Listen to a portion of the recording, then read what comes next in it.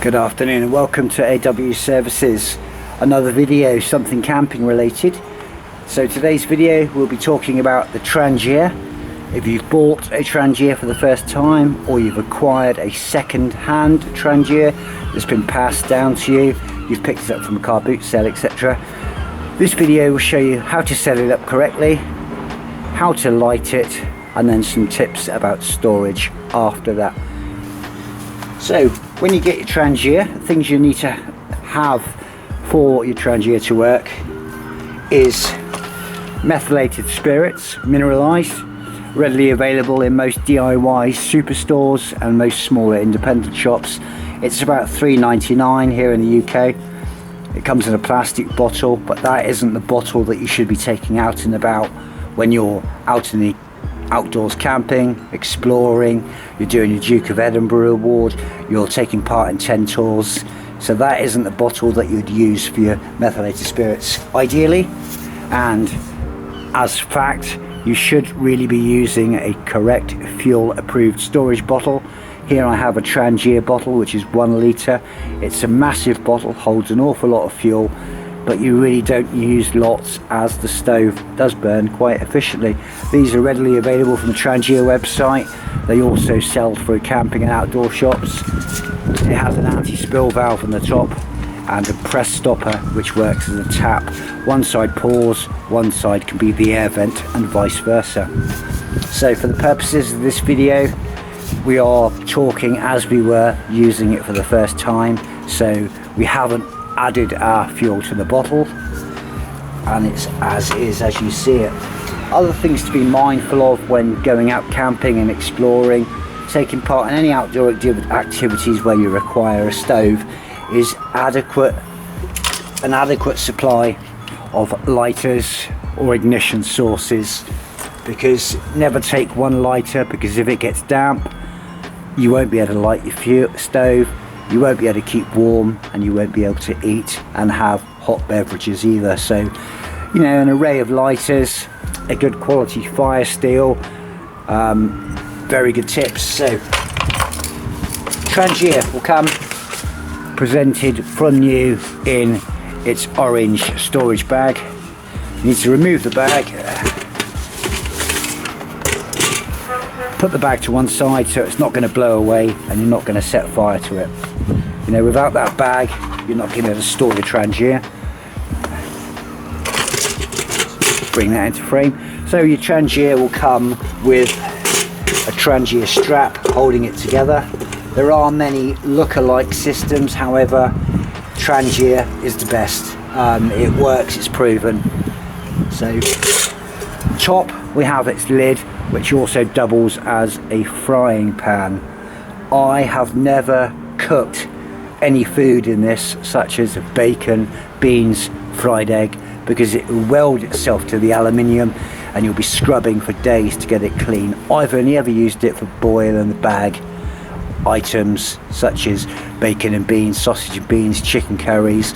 There are many ready meals available for Trangias and outdoor camp cooking. Super noodles again, you don't really want to be adding things like that because they stick and they weld themselves, but you can do what you like. Many people that go exploring will eat pasta, but you can also get freeze-dried food as well. Me personally, I prefer a boil in the bag meal, something I'm used to, it's something I actually enjoy, and it kind of gives you that other fact that you're outdoors, you're not in your kitchen, you haven't got your own creature comforts. Bit of tongue twister. So when you open your Trangia, lift the pound support rings out and remove your kettle. So for me, inside my kettle, as it's stored, should be stored. However, a brand new Trangia should come with a genuine burner storage bag with lots of safety guides on there. Trangia very kindly sent me a brand new replacement bag. It's not something I've used yet, but I'll keep hold of that because it's a genuine item. So in my kettle I have a microfiber cloth, I have my pan handle, and in a plastic Ziploc style bag I keep my burner. with also some tissue. Very good information, and also good tips. If you're using a Trangia, for example, and you're moving from point A to point B, i.e. Tentals, Duke of Edinburgh award, it's good to have a Ziploc bag because it seals the burner in the bag, and also a tissue paper will catch any residual fuel that is spilt or leaking. But it shouldn't leak, but it stops the leaking. And it also in turn prolongs the life of the Trangia kettle, as Trangias stored with their burners just inside like that over the course of the winter will rot and corrode the aluminium, and it'll be all white and oxidized. And you've got to check it every summer season before you go out camping that there's no pinholes in there, it's watertight, and it's in a good serviceable condition. So put our kettle to one side. This is the 27 series Trangia. So I have a frying pan which doubles as its lid.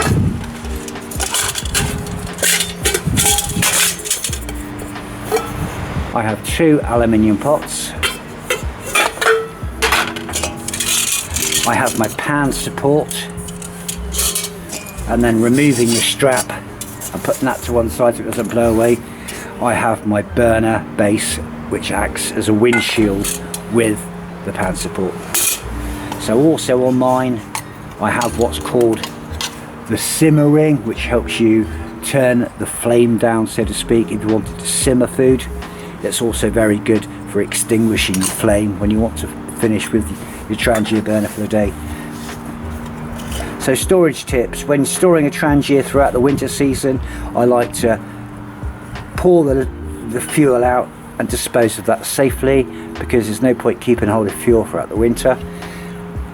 Let it air dry, let it evaporate, and then store it somewhere where it's dry and away from corrosion, out of the way for the winter months, which helps preserve the rubber seal inside. If you find that your Trangia lid is sticking on and it's really tight, you may have over tightened it, or also you get a vacuum effect within the lid. When you extinguish your flame and put the lid on and tighten it, you get a vacuum effect which sucks it down even harder. So if you're having that problem and it's the early start of spring, you want to start using it in the summer, good tip is to soak it in a bowl of hot water for a few minutes and let it soften up the seal, and also let it expand and contract the metal, and you'll find it undoes well. So excuse the weather, we are in very normal conditions, which is pretty much reminiscent of a British summertime. It's wet, it's windy, and it's quite dull basically. So how to use your Trangia: set your bottom base down, ensuring that's on flat, even ground, it doesn't tip and rock, and it's not going to fall over during the cooking process. With your burner on the ground, get your methylated spirit. I'm not going to go into too many safety tips, because safety is common sense. If you don't have any common sense, then you need to read a book on it or learn some, because it's very helpful. Methylated spirits, when lit for the first time, burns with an invisible flame. Get it on your finger, you'll soon know about it, and you'll be waving everywhere with your hand because it's on fire. So with your fuel in the Trangia, I like to personally, it's sad that we have to make disclaimers, put your fuel in, put the lid on, give it a tighten, and give it a good shake around, and let the fuel absorb around the inner of the burner. In the top of the burner we have jet holes which the fuel vaporizes through to create a very stable and even burning flame. So I have a small amount of fuel in the burner base, sit it in the base, and then with a lighter you can also dip your finger in and run it around the outer ring, which helps the capillary action of the fuel light it. You can use a lighter, you can use a fire steel. I'm going to try and use a fire steel. This is a very good quality one, it's about 10 years old from Light My Fire. So with my fire steel, I've lit my flame. You will find in the wind it will go out. So then sit on your base, your windshield.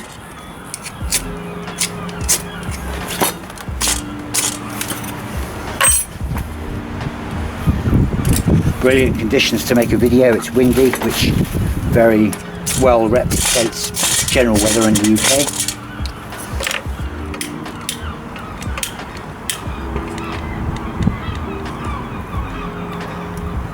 So during the first time you're lighting it from brand new, it might take a while to establish a flame. I do have a flame now, it is burning. So keeping your lighters dry, keeping one in your kit in a plastic bag to keep it dry, so if you fall in a stream or your bag falls in a stream, it doesn't get wet and doesn't prevent you from cooking. My flame is established, it is burning. It's very hard to see on the camera with also the exposure, but please be assured there is a flame. And after a minute or two, the capillary action and the fuel vaporizing will create an even jet effect through the actual holes in the top of the burner. But once that's burning, it's time then to get your water in your kettle, get a hot drink, get that ready. A hot drink in you first is very good if it's cold. Another tip, if you're using your Trangia in winter months, if you're on an expedition, you are able to use other fuels. There are plenty of fuels out there. Do not use petrol, do not use diesel, turpentines or white spirit, because they are very dangerous, they're volatile, and they produce an awful lot of soot as well, which is not good for your Trangia. If you're unsure about what fuels you can use, look on the Trangia website, very informative.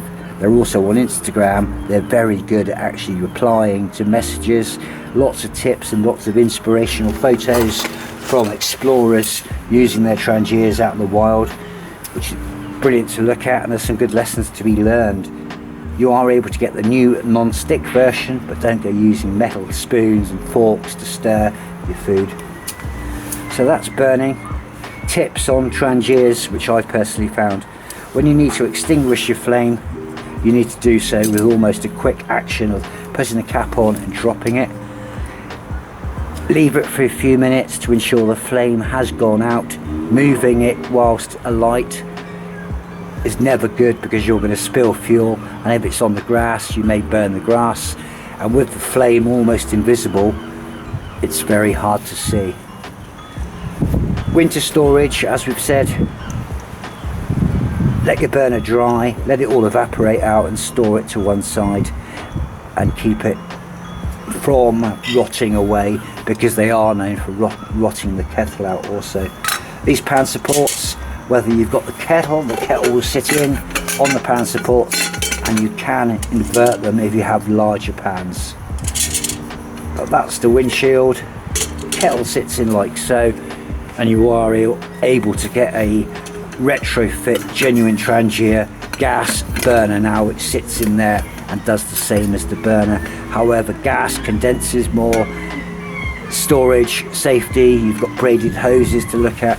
If you want to be a traditionalist, get yourself a Trangia 27 or any of the Trangia range. They should last you a lifetime.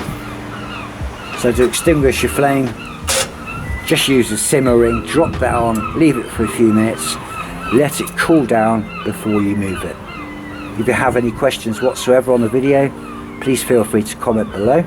If there's anything you'd like to see separately or additional to the videos, and there's any kit you're not sure about, drop a message and I will respond to that. But for now, that's the Trangia 27 series, how to light it, how to store it, and how to care for it. If you like the video, please give it a thumbs up. If you're new to the channel, please subscribe, hit the bell icon for updates and notifications, and thank you for watching another video from AW Services.